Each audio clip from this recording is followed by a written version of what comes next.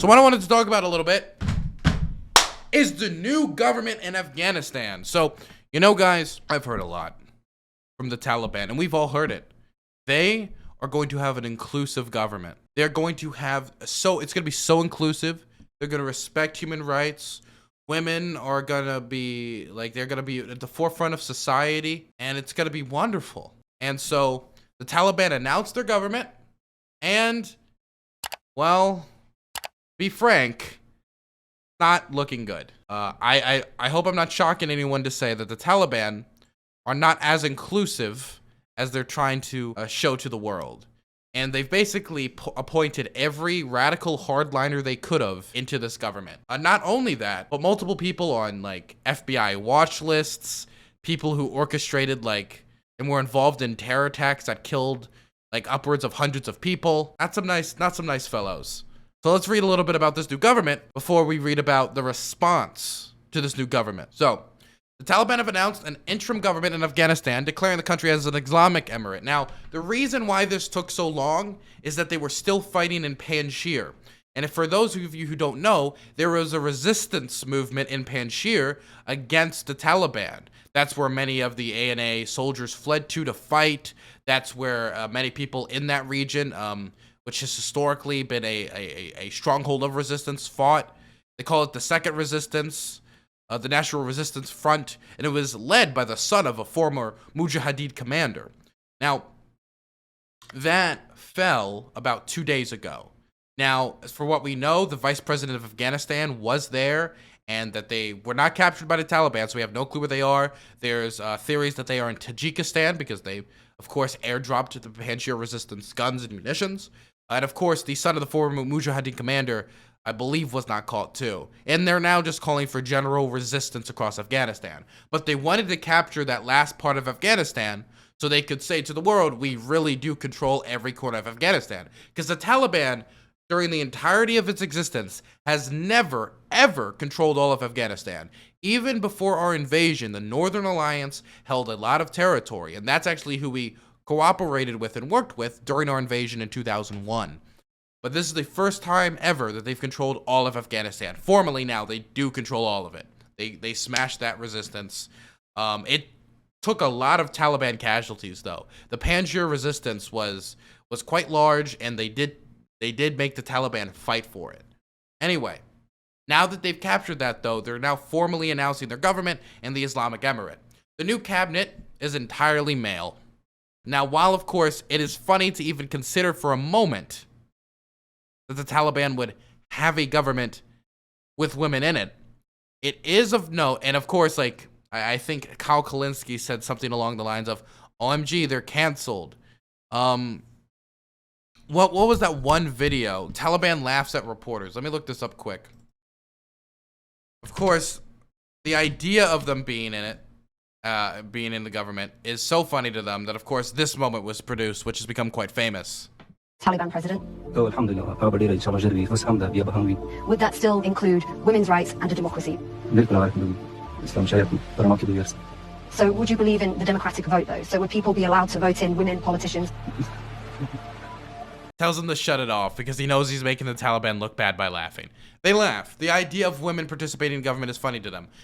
And of course, the idea of a feminist Taliban government which allows women to participate in the public sphere in any way is kind of humorous when you consider how radical they are, but because of how much it contrasts. But I just do want to emphasize that this is bad. This is really bad that there's literally 0 women in the government, and they're not going to allow people to elect women politicians, most likely. I mean, almost guaranteed that women will not be able to run for public office, which is a disaster considering the government of Afghanistan has had female politicians for a very long time, and the amount of female politicians has continued to expand since they have participated in politics, and all of that progress has been erased, and they're right now basically making that erasure official with the new government and showing that, of course, there's no men.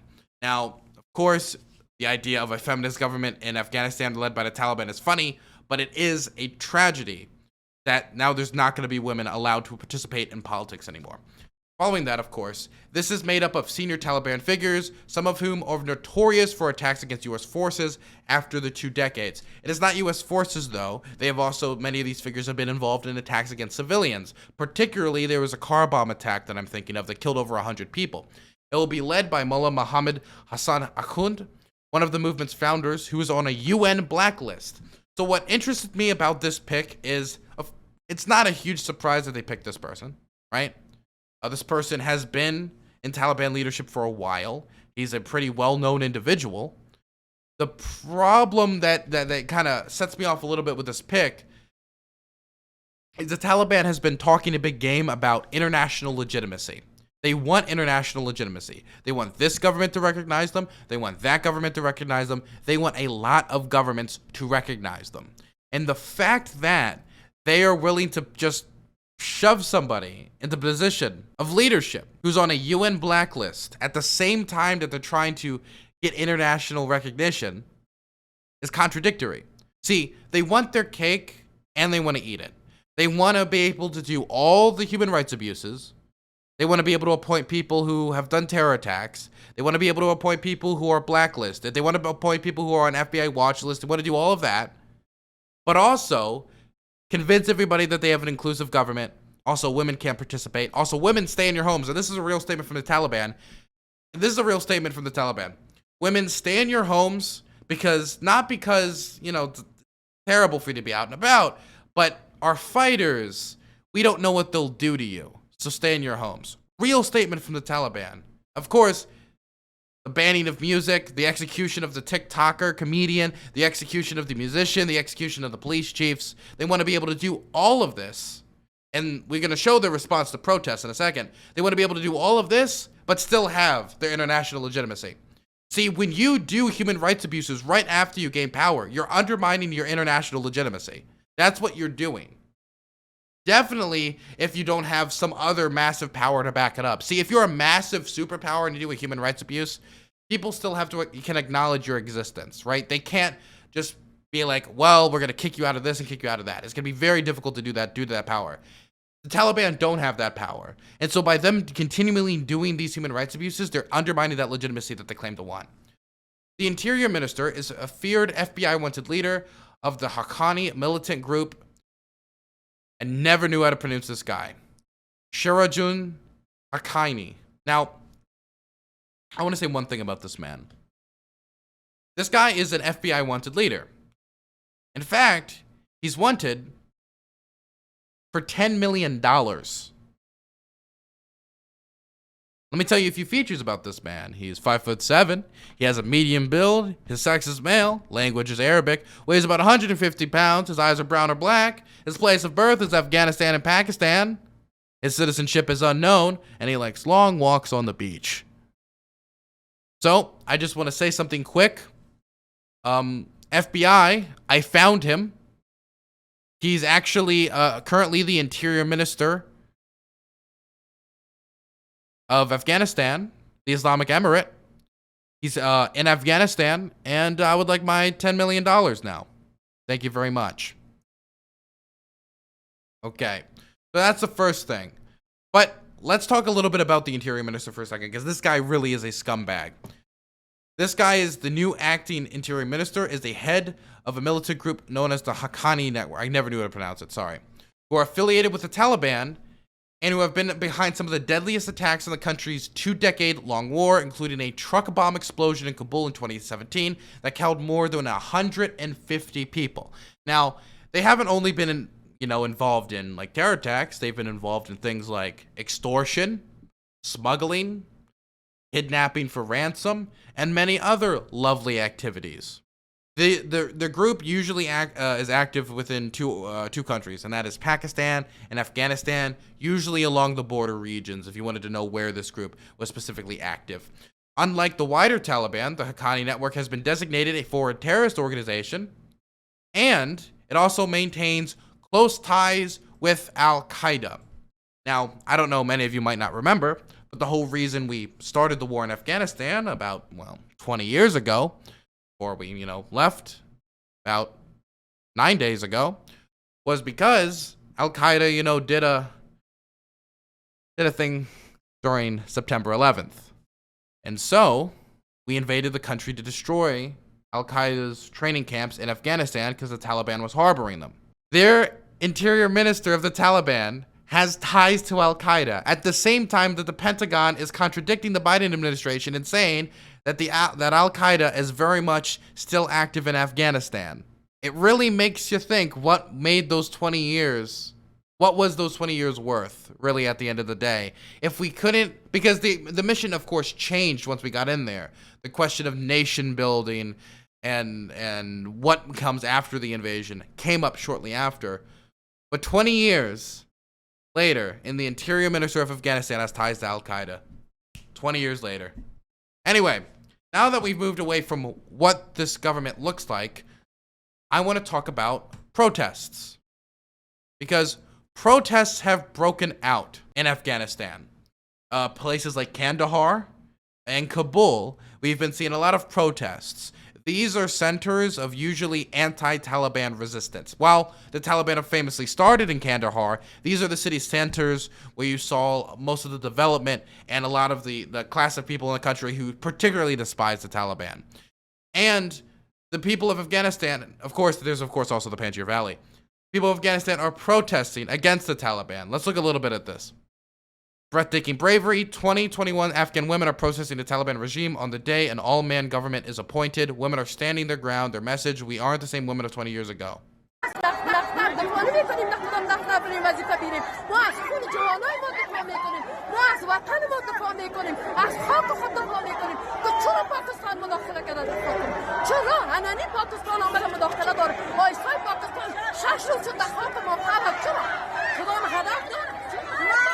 Now, this is one thing I wanted to show, and it's amazing that these people are out there protesting, definitely considering the Taliban's record of how they deal with people who oppose them. I mean, they just recently executed a TikTok comedian, for fuck's sake. But, one second, there's some more footage. But there's one thing.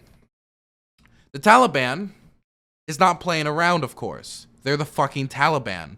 And so they have responded to the protests in the one way they know how.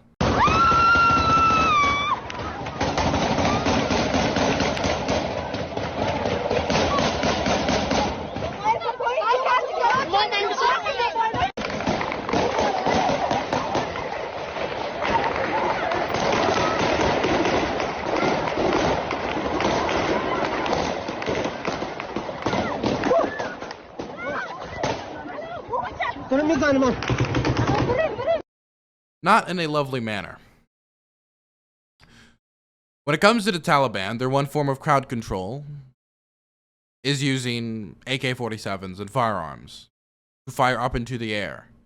Now, in that one instance, it looks like that guy isn't firing up into the air. It looks like he's firing directly towards people. I mean, that doesn't look exactly like it's up into the air. It looks like it's towards the crowd. This is just a little bit of the footage. Let's look at a little bit more. This is their other forms of crowd control. Using sticks like that to beat people as they're in the public square, of course. And they're not even necessarily doing anything. These people are just walking around, and they just come up behind them and just start whacking away with these big, thin sticks.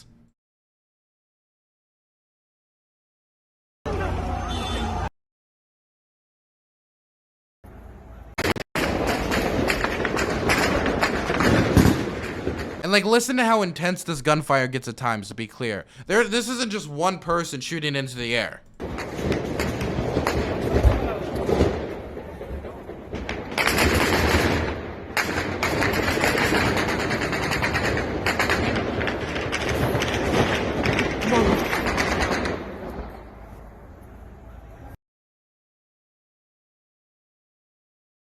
Second. Is that all the protests? Okay. So that's all the scenes of protests I wanted to show you. I wanted to give you a few other reports as well. There very famously has been one Jew in all of Afghanistan. And what I mean that is literally one Jew in Afghanistan. It's been kind of the notice of many reporters has been reporting on this person for a while because he's refused to leave the country no matter what comes, whether it was the Soviet-Afghan war, whether it was the American invasion of Afghanistan, or even the first Taliban rule. In fact, at one point, he was taken into a Taliban prison during the first rule of the Taliban, and they eventually let him out because they thought he was too annoying, which I find a little humorous, that he basically just, you know, fucked with them until he was let out. Anyway, the guy is finally apparently decided that this time it's too much, and he is going to be leaving Afghanistan. And he's going to be leaving it for the rest of his family, which is in Israel. Meaning that officially, there are no Jews left in Afghanistan due to the takeover by the Taliban. Judaism no longer exists in the nation of Afghanistan, even though it has had a historic Jewish community, which I think is quite depressing. And I also want to cover some bad reporting on Afghanistan. So, I want to show you this. This is The Republic, which is a news outlet, and they're showing footage of the Pakistan Air Force attacking Panjshir province. So, if you don't know what's going on, what was going on, as I've talked about earlier in Panjshir, there was resistance in Panjshir, and they were fighting against the Taliban, and the Taliban was carrying out an offensive to try to catch the province.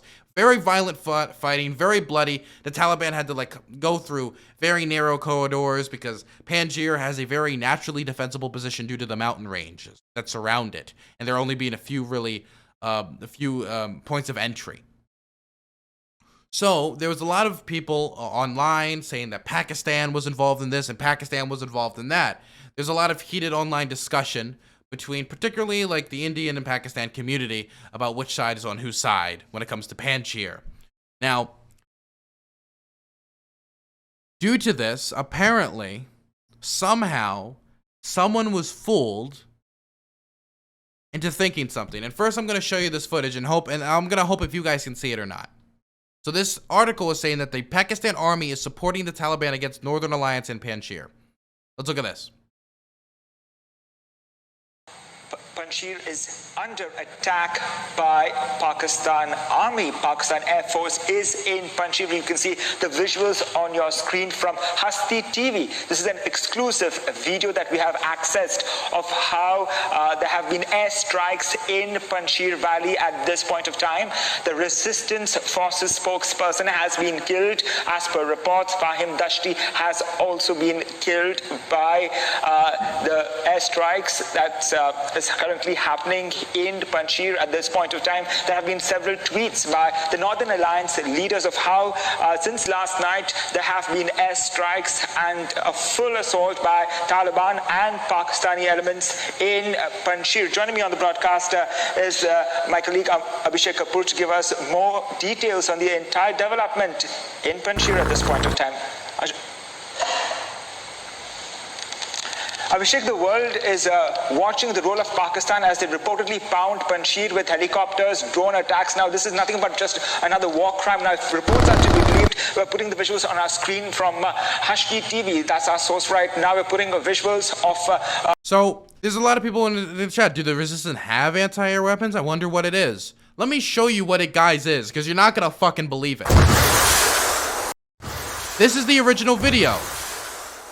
It's from the video game Arma. They're showing footage from a video game. Somebody convinced them that this is footage from Panjshir province. And let me get the exact... Here's the frame. Here it is right here. Here is the theme. That's the footage they were using. Right here. They thought this was real. They put this on their news station.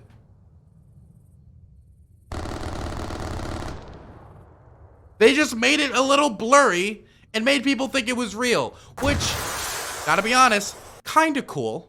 It's kinda cool that they were able, for Arma that is, that people thought it was real. But this is footage from a video game. They thought footage from a video game in Panjshir. People were dying in Panjshir and they were like, oh, is this Arma? And it's not just, yeah, see right here. Here's the original thing. And they're not the only one to report on this, by the way. They're not the only ones. Multiple people, multiple news organizations. Pakistan ने हवाई हमले किए हैं। Reports के मुताबिक Pakistani air force ने पंजशीर में ये हवाई हमला किया है और जानकारी ये मिल रही है कि रेजिस्टेंस फोर्स की लड़ाई को कमजोर करने के लिए रेजिस्टेंस फोर्स के इलाके में उनके लड़ाकों पर पाकिस्तान की तरफ से ये हवाई हमला किया गया है. Yeah, the Indian news just disparate the shit on Pakistan. That's 100% what it is. By the way, listen to the guy how excited they are about this footage. Listen to him.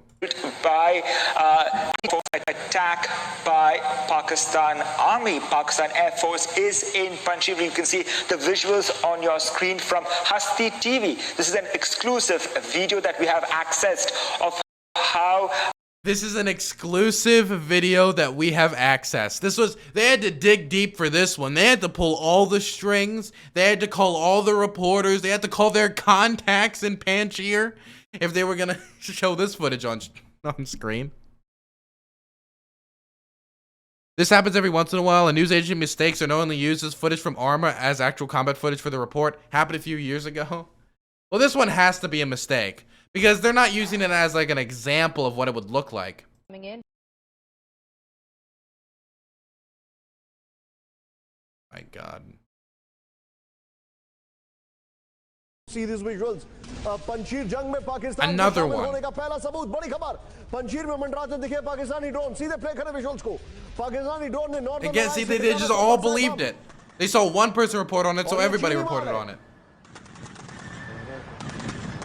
अब यहाँ पर जो समझना ये देखें आप. मैं चाहूंगा फुल फ्रेम पे जरा विजुअल दिखाएं. Doesn't even look real. मैं चाहूंगा The only reason it looks real is because it's somewhat blurry. Sir, आप एक चीज ऑब्जर्व कर रहे हैं इस पूरे डायनामिक्स में. पंजशीर की जियो स्ट्रैटेजिक लोकेशन ऐसी थी कि वो पहाड़ों से घिरा हुआ है. And look, now they got a whole panel of experts who are going to say that. By the way, this is a huge thing in Indian news. Like at all times that I've ever seen Indian news, there's like 7 people on screen. Like, as a panel host, I can say like, that's something I can only do for like maybe 3 hours max. This is like a constant. उसको capture करना तालिबानियों के बस की बात That dude on the left does kind of look like the Iron Sheik though. नहीं थी. In spite of American weaponry, He's got to turn up the mustache a little bit. का hold बहुत मजबूत था. And then Pakistan jumped in. मैं आपसे एक बहुत बड़ा सवाल पूछ रहा हूं सर. हमने जो किया था लोगों के मर्जी के साथ किया था. In the interest of the people किया था. Not with the terrorist. But क्या पाकिस्तान ने Bangladesh They really believe this. Bizarre. Clarification. The video in question of Pakistan Army striking Panjshir was taken and credited to Hasti TV, which as per their bio claims to be the only Afghan TV news channel in the UK catering to the needs of the Afghan Persian diaspora in the UK and the rest of the world. TV aired the video on their channel and also shared it on social media with a caption, which, when the translation reads, a video that was just received from Panjshir shows that military Multimedia have carried and reported the said video. Since it has been brought to our notice, the video may not be accurate. The erroneous video source to Hasti TV has since been deleted from our official handles. Jesus Christ.